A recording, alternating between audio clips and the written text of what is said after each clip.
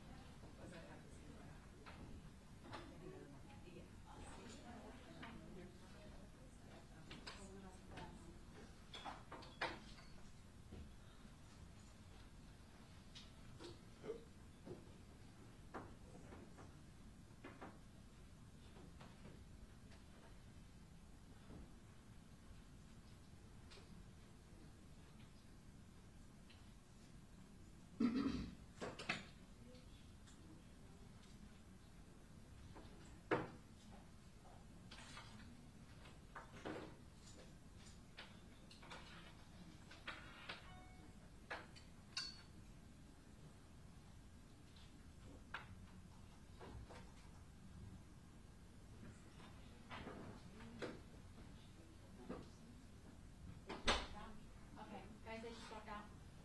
They're into this, they're into the ESS now.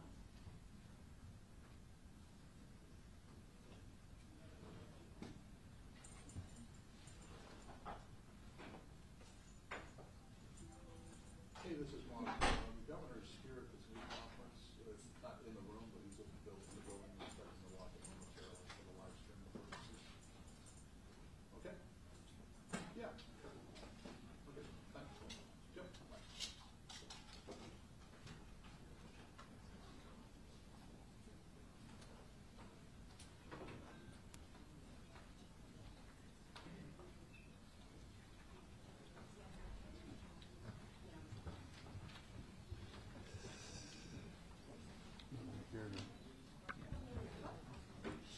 Mic over here. Yeah.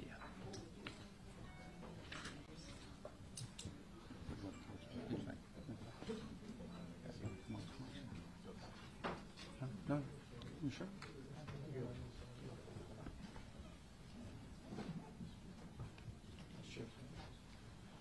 Yep. Good afternoon, everybody. I'm Citrus County Sheriff Mike Prendergast, and as we make our preparations for Hurricane Michael and its effects on the Nature Coast area, we have a special privilege today that Governor Scott has stopped by and met with Emergency Operations Center folks, talked to our Emergency Management Director, and had an opportunity to get an update on what preparations we've been doing across the county since we got the word that Hurricane Michael would be a potential impact for Citrus County and our 145,000 residents.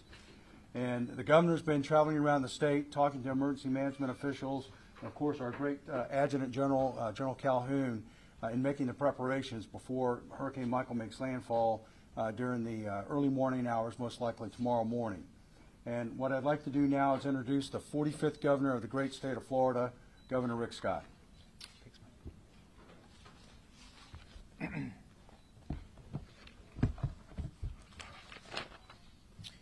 Good afternoon. I just received a briefing on Hurricane Michael from Emergency Management here in Citrus County. Let me be clear, Hurricane Michael is a monstrous storm and the forecast keeps getting more dangerous. We are now just hours away from seeing impacts. Again, Hurricane Michael is coming to the Gulf Coast and Panhandle, and impacts will start in just a few hours. The time to prepare is right now. This storm is dangerous, and if you don't follow warnings from officials, this storm could kill you, and you cannot take it lightly. Yesterday, I formally asked President Trump to issue a pre-landfall disaster declaration that will allow us to draw down more federal resources. As soon as this is approved, I will get that information to you. I also spoke with the President yesterday. He committed to providing any and all federal assistance Florida may need. We have declared a state of emergency in 35 Florida counties. This allows state, federal, and local emergency managers to be able to quickly respond to this disaster. Yesterday, I announced the closure of state offices in the 35 counties currently under our emergency order. I've spoken to FEMA Administrator Brock Long again today, and a team from FEMA is in the State Emergency Operations Center and providing federal assistance. And that includes experts from Homeland Security, the EPA, the Department of Defense, Health and Human Services, and the Army Corps of Engineers. At my direction, the State Emergency Operations Center is fully activated. This means the State Emergency Response Team is on 24-hour response. We are 100% focused on preparing for Hurricane Michael. Here's what the state is doing right now. I have activated 2,500 National Guardsmen for storm response. They have deployed with boats. On law enforcement, 120 Fish and Wildlife officers are ready for deployment and will respond with a variety of specialized equipment, including shallow draft boats, ATVs, airboats, and four-wheel drive vehicles. The Florida Highway Patrol is making nearly 350 troopers available for deployment across the Panhandle, and they have transitioned to 12-hour shifts. Law enforcement will also be manning bridges to make sure that when conditions become too dangerous, the bridges are closed. Listen to these officers. Law enforcement and our National Guard around our state are heroes, and so many will be leaving their families and placing themselves in danger during the storm to help you and others. We are very grateful for their dedication. Transportation. The Florida Department of Transportation is actively monitoring Hurricane Michael and is preparing crews in anticipation of landfall. To help with evacuations, I directed the Florida Department of Transportation to waive all tolls in the Panhandle. This includes Midway Bridge and Spence Parkway in Okaloosa, Garkin Point Bridge in Santa Rosa County, Bob Sykes Toll Bridge in Escambia County, and Orchard Pond Parkway in Leon County. Fuel. Right now, we do not have widespread fuel outages in the state. The State Emergency Response Team has been holding regular calls with the fuel industry and ports in Florida to ensure they can get gas to the areas safely. Floridians can download the app Gas Buddy to check where fuel is available. We will be monitoring fuel throughout the day. This is a top priority, and our goal is to continue to make sure fuel is flowing. We will do everything we can to make sure our gas stations continue to have fuel. If we need to support them by helping them get the fuel faster to our gas stations, we'll do that. Health facilities and response. The Florida Agency for Healthcare Administration is in contact with healthcare facilities to ensure they have the resources they need. The Florida Department of Health has 5 ambulance strike teams and 35 special needs shelter teams ready to deploy. Expectations are if you're responsible for a patient, you're responsible for that safety of that patient through this entire storm. Shelters. The Florida Department of Education is working with local districts to ensure they have everything they need to open shelters quickly. I want to thank our school superintendents and your school superintendent right here in Citrus County for their willingness to open shelters and respond to the needs of our communities. They are doing everything they can to both keep people safe during the storm, and then they want to quickly get these schools back open as soon as Michael passes. Shelters have been opening across the Panhandle. As counties provide us information on shelter openings, that information will be posted on floridadisaster.org. So you can keep track of when these are openings on floridadisaster.org. So they're continuing to open. We are already seeing a significant number of mandatory evacuations being ordered in counties across the Panhandle. If you're under evacuation order, listen to it. Leave now. Do not take a chance. You don't know if roads are going to get closed. We're going to do everything we can to help you. Do not wait. If there's an evacuation order, go to safety. If you're on the fence, don't think about it. Do it. This storm can kill you. Remember, during a storm, first responders, they can't come out in the middle of the storm. They can't come out and save you. So it's too dangerous. You have got to put yourself in a position where you're not in harm's way. So you need to evacuate if you're ordered to do so. But evacuations are not fun. They're not convenient. There's nothing good about evacuations other than it's going to save your life. I always think about my mom growing up. A lot of people don't have a lot of extra money sitting in the bank, and so they don't think, oh gosh, can I afford this? You can't afford to take a risk with your life. There are so many people in Florida ready to help you, and there's no excuse for you not to keep your family safe. Visit Florida. They have activated a partnership with Expedia. You can go, it's a hotel partnership with them. You can go to visitexpedia.com you can go to expedia.com/Florida for hotel availability. So here's what we know right now. The National Hurricane Center is active hurricane, storm surge, and tropical storm warnings and watches along the Gulf Coast. Tampa Bay remains under both storm surge and tropical storm watches. As the storm approaches, there will be significant threats of tornadoes. It's critical for you to listen to local news reports. Hurricane Michael is a massive storm that could bring total devastation to parts of our state, especially in this part and in the and as you go up through the Panhandle. Think about the destruction we've seen before with storms like Hurricane Irma. Hurricane Michael poses a deadly threat, and as it grows stronger, we can expect it to make landfall as a major Category 3 storm on Wednesday along the Gulf Coast. And remember, these storms can speed up, so that's why do not wait. The Panhandle and Big Bend will likely see winds in excess of 110 miles per hour. 110 miles per hour. Pensacola could see sustained hurricane-force winds of 75 miles per hour. Tallahassee, 75 miles per hour or more. So this is a massive storm. Hurricane Michael is forecast to be the most destructive storm to hit the Florida Panhandle in decades. The storm will be life-threatening and it will be dangerous. The storm will bring torrential rain to most of the Panhandle and Big Bend, which means flooding will be a major issue. We expect to see up to 12 inches of rain in some areas of the Panhandle. So think about that. A foot of rain is expected in some parts of the Panhandle. What that's going to mean, you're going to get flooding. The National Hurricane Center is forecasting storm surge. The thing that I think I'm most concerned about right now, people don't realize the risk of storm surge. They're anticipating storm surge of up to 8 to 12 feet between Indian Pass and Gulf County and Cedar Key and Levy County. That means the water is going to come in and it's going to come miles inshore, and it easily could rise above the roofs of houses. 8 to 12 feet, 6 to 8, 12. It's all deadly.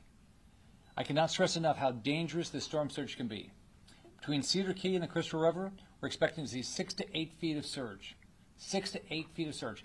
Think about this. When you watch those videos about the tsunamis, that's like 3 feet, and that's deadly. So we're talking about more than that.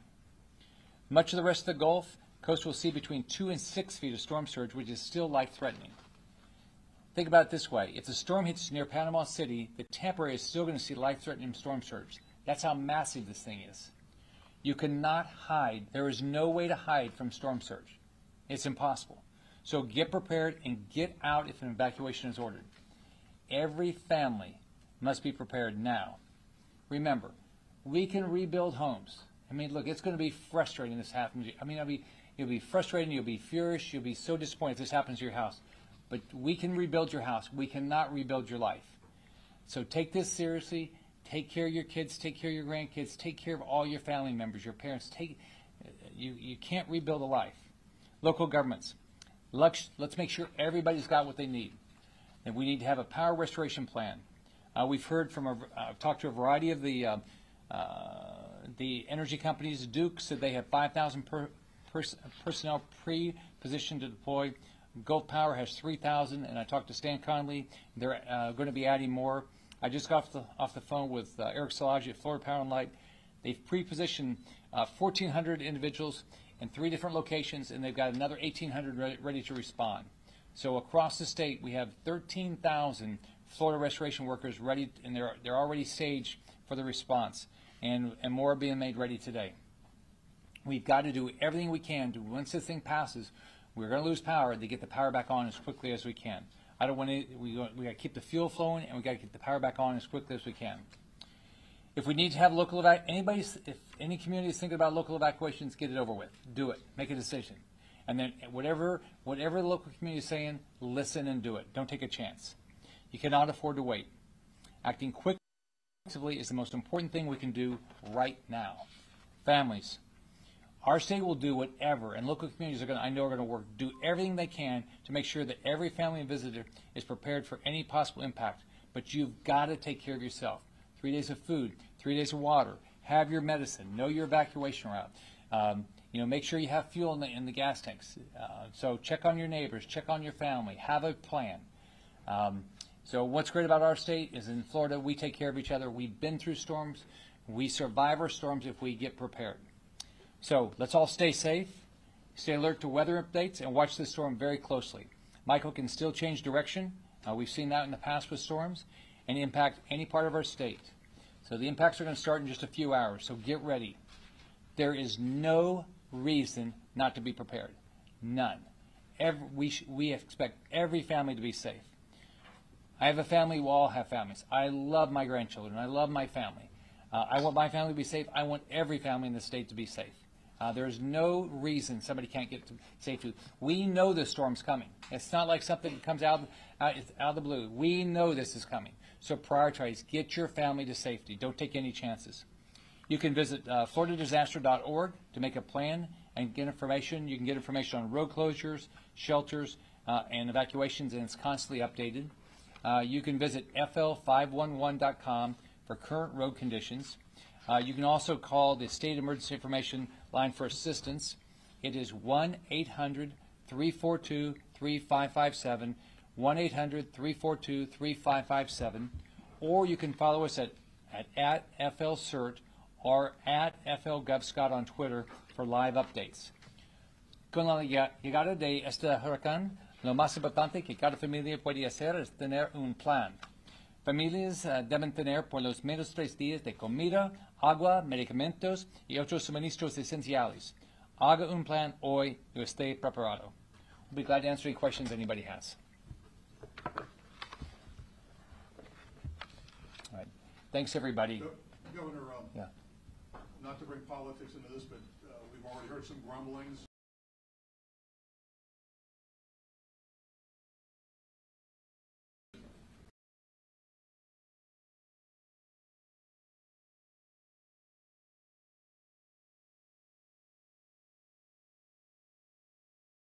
My goal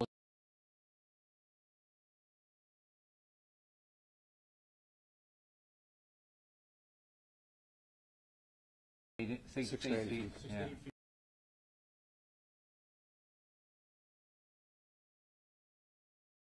Politics. Family.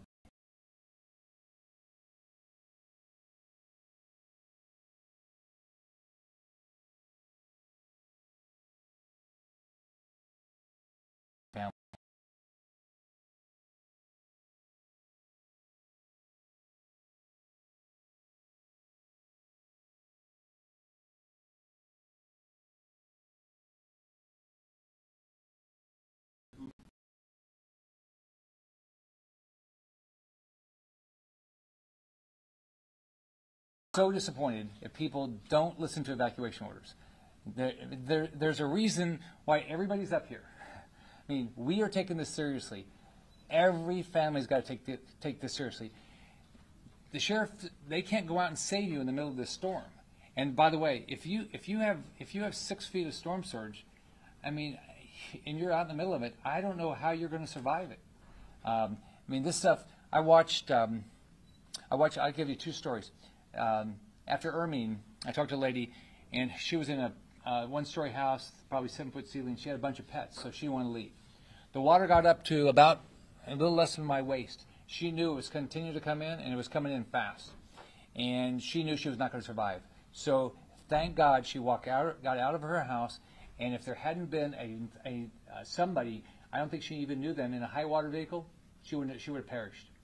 After Irma last year, if you went down to the Keys after that, here's what they got. They got 140-mile-an-hour winds. That was horrible. They got 14 inches of rain. That was horrible. They had 9 foot of storm surge. That water just came in, filled up those homes, and sucked everything out. The only thing left was something that either was attached to the wall or really heavy. Nothing. There was nothing in any of those homes. That's what storm surge does. So everybody's got to understand. Storm surge is absolutely deadly. The thing that scares me the most is people have seen wind. They have seen a lot of rain. They've even seen flooding. They have not seen storm surge like this. So if this in this area of the state right here, that's massive. Thanks, everybody. One quick question. Just a message for Citrus County residents. What would Well, they you've got an evacuation order right now. You've got, I think, you've got an evacuation order for, it's A, is that what it is? Zone A, Level A. and those Zone A. living in mobile homes, manufactured homes, RVs, countywide. Yeah, so understand, I mean, this is very low lying, and so the storm surge can be deadly.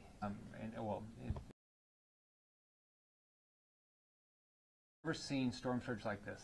I mean, I was talking to the state meteorologist, and she says she doesn't, that we say in my talk that it's decades, she doesn't know when we've seen something like this in the Panhandle before. And we've had some horrible storms in the Panhandle. But Citrus County and a lot of this area, Citrus, Taylor, leaving these areas are so low lying, it's really dangerous, the storm surge. And the storm surge comes in for miles. I mean, and this is not a little bitty storm. This is a massive storm. It's not quite. I think the last thing I saw, it wasn't quite as big as Irma, but it's a massive storm, and it's moving. Thanks, All right, everyone. thanks everybody. Thank you, Governor.